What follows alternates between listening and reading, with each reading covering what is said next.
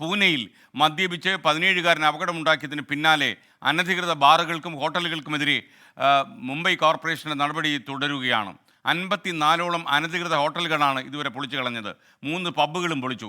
പ്രായപൂർത്തിയാകാത്ത പ്രതിയുടെ രക്തസാമ്പിളിൻ്റെ പരിശോധനാ ഫലം ഇതുവരെ കിട്ടിയിട്ടില്ല. പ്രതി മദ്യപിച്ചു എന്ന് തെളിയിക്കുന്നതിൽ പരിശോധനാ ഫലം നിർണായകമാണ്. ഈ വാർത്ത പ്രേക്ഷകർ ഓർമ്മിക്കുന്നുണ്ടാകും. 17-കാരൻ ലൈസൻസ് ഇല്ലാത്ത 17-കാരൻ വണ്ടി ഓടിച്ച് ആൾക്കാരുടെ മരണത്തിനിടയാക്കി എന്നുള്ളതാണ് കേസ്. ശ്രീനാഥ് ചന്ദ്രൻ മുംബൈയിൽ നിന്ന് തത്സമയം ചേരുന്നു. ഗുഡ് മോർണിംഗ് ശ്രീനാഥ് ചന്ദ്രൻ. മുംബൈയിൽ നല്ല കനത്ത ചൂടായിരിക്കുമല്ലോ. ഒരു പ്രേക്ഷകൻ ചോദിക്കുന്നുണ്ടായിരുന്നു, കുറച്ച് മഴ ഞങ്ങൾക്ക് തരുമെന്ന്. മുംബൈയിൽ നിന്നാണെന്ന് തോന്നുന്നു. കൊടുക്കാൻ പറ്റത്തില്ലല്ലോ, പറയൂ. ശരിയാണ്, അങ്ങനെ ഒരു ചോദ്യം ചോദിച്ചു പോകും. കാരണം അത്രയധികം കനത്ത ചൂടാണ് മുംബൈയിലാകെയുള്ളത്. കഴിഞ്ഞ ദിവസമൊക്കെ ഷൂട്ടിന് പോകുമ്പോഴൊക്കെ ആകെ വേർത്ത് കുളിച്ച് അവശനായാണ് തിരികെ വരുന്ന സാഹചര്യം. അതുകൊണ്ട് ഞങ്ങൾ ഒരു മഴയ്ക്കായി കാത്തിരിക്കുകയാണ്, കൊതിക്കുകയാണ്, പ്രാർത്ഥിക്കുകയാണ്. കേരളത്തിൽ കനത്ത മഴയാണത് അറിയുകയും ചെയ്യുന്നു.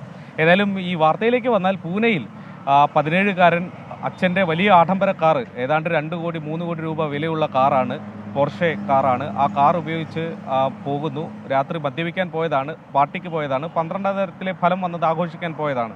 മടങ്ങി വരവെയാണ് അമിത വേഗത്തിൽ ഈ കാർ ഓടിക്കുകയും 2 ടെക്കികൾ, യുവാക്കളാണ്, ഒരു യുവതിയും ഒരു യുവാവുമാണ്, 2 പേരുടെ മരണത്തിന് ഇടയാക്കുകയും ചെയ്തു. ആ കേസിൽ വലിയ അനാസ്ഥ, വലിയ ഒത്തുകളി പോലീസിന്റെ ഭാഗത്തുനിന്ന് ഉണ്ടായി എന്ന ആരോപണം ഉയർന്നതാണ്.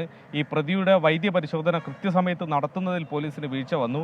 ഡോക്ടർ പ്രാഥമികമായി നടത്തിയ പരിശോധനയിൽ ഇയാൾ മദ്യപിച്ചതിന്റെ സൂചനകളൊന്നുമില്ല എന്ന ഒരു റിപ്പോർട്ട് കൊടുക്കുന്നു. പക്ഷേ പിന്നാലെ പബ്ബിലിരുന്ന് ഇയാൾ മദ്യപിക്കുന്നതിന്റെ CCTV ദൃശ്യങ്ങൾ വന്നതോടെ ഈ വാദം, ഈ കണ്ടെത്തൽ നുണയാണെന്ന് വ്യക്തമായതാണ്. ഒരു ഘട്ടത്തിൽ ഇയാളല്ല വണ്ടി ഓടിച്ചത്, ഡ്രൈവറാണ് എന്ന് വരുത്തി തീർക്കാനുള്ള ശ്രമം നടന്നു. അവിടെയും CCTV അവർക്ക് തിരിച്ചടിയായി മാറുകയായിരുന്നു. ഏതായാലും കഴിഞ്ഞ ദിവസം ഈ പ്രതിയുടെ ജാമ്യം ജുവനൈൽ ജസ്റ്റിസ് ബോർഡ് റദ്ദാക്കുകയും അയാളെ ജുവനൈൽ ഹോമിലേക്ക് മാറ്റുകയും ചെയ്തിട്ടുണ്ട്.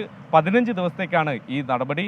നേരത്തെ ഈ അപകടത്തെക്കുറിച്ച് essay എഴുതുക, ട്രാഫിക് പോലീസിനെ 15 ദിവസം സഹായിക്കുക, ഇയാളുടെ ഈ അമിത മദ്യപാനം അത് ഒഴിവാക്കാനുള്ള ചികിത്സ നൽകുക തുടങ്ങിയ വ്യവസ്ഥകളോടെ ജുവനൈൽ ജസ്റ്റിസ് ബോർഡ് ഈ പ്രതിക്ക് പെട്ടെന്ന് 15 മണിക്കൂറിനുള്ളിൽ ജാമ്യം നൽകിയ സംഭവം വലിയ വിവാദമായിരുന്നു. ഏതായാലും ആ നടപടി ഇപ്പോൾ ജുവനൈൽ ജസ്റ്റിസ് ബോർഡ് തന്നെ തിരുത്തുകയാണ്, ജാമ്യം റദ്ദാക്കി. ഈ പ്രതിയുടെ അച്ഛൻ, ഈ വാഹനം നൽകിയയാൾ, അയാളും കസ്റ്റഡിയിലാണ്. പോലീസിന്റെ കസ്റ്റഡിയിൽ 2 ദിവസം തുടരുകയും ചെയ്യും. ഒളിവിൽ നിന്നാണ് അയാളെ പിടികൂടിയത്. ഏതായാലും സംസ്ഥാന സർക്കാർ ഈ കേസിൽ വലിയ പ്രതിരോധത്തിലായിരുന്നു. കാരണം പോലീസിന്റെ ഭാഗത്തുനിന്ന് കൃത്യമായ നടപടികൾ ഉണ്ടായില്ല. കോർപ്പറേഷൻ ഇത്തരത്തിൽ അനധികൃതമായ പബ്ബുകൾ ഇയാൾ മദ്യപിച്ചത് സമയം കഴിഞ്ഞും, രാത്രി 1:30 വരെയാണ് സാധാരണ പബ്ബുകൾക്ക് സമയം അനുവദിച്ച് നൽകാറുള്ളത്.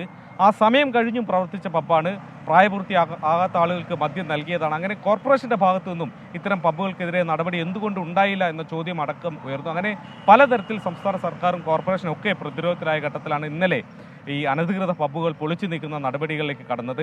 നേരത്തെ പറഞ്ഞതുപോലെ 50 ഭക്ഷണശാലകൾ ഇതിനോടകം പൊളിച്ചു നീക്കിയിട്ടുണ്ട്. ഇനിയും അത് തുടരും. ഇതിൽ 3 പബ്ബുകളുണ്ട്. റൂഫ് ടോപ്പിൽ ഭക്ഷണം വിളമ്പുന്ന, മദ്യം വിളമ്പുന്ന പല കേന്ദ്രങ്ങളുമുണ്ട്. അതും ഈ തരത്തിൽ പൊളിച്ചു നീക്കിയിട്ടുണ്ട്. ഈ നടപടി തുടരും എന്നും പറയുന്നുണ്ട്. ഏതായാലും ഈ പ്രതി മദ്യപിച്ചിട്ടില്ല എന്നതായിരുന്നു ഡോക്ടറുടെ പ്രാഥമിക നിഗമനം. അത് ഈ പ്രതിഭാഗത്തിന് വലിയൊരു പിടിവള്ളിയാണ്. പക്ഷേ ഇപ്പോൾ രക്തസാമ്പിളിൻ്റെ ഒരു പരിശോധന ഫലം വരേണ്ടതുണ്ട്. അത് രക്തസാമ്പിൾ ഏറെ വൈകിയാണ് എടുത്തത് എന്നൊരു ആരോപണം അവിടെ നിലനിൽക്കുന്നുണ്ട്. ഏതായാലും അത് പോസിറ്റീവായി മാറും എന്നതാണ് പോലീസ് ഇപ്പോൾ പറയുന്നത്. ഓക്കെ, താങ്ക് യു ശ്രീനാഥ് ചന്ദ്രൻ. ലോകത്തെവിടെയായാലും ഏത് സമയത്തും 24 വാർത്തകളും ഓഗ്മെന്റഡ് റിയാലിറ്റി പാക്കേജുകളും എക്സ്പ്ലെയിനറുകളും വിശദമായി കാണാൻ ഞങ്ങളുടെ YouTube ചാനൽ നിങ്ങൾക്ക് സബ്സ്ക്രൈബ് ചെയ്യാം.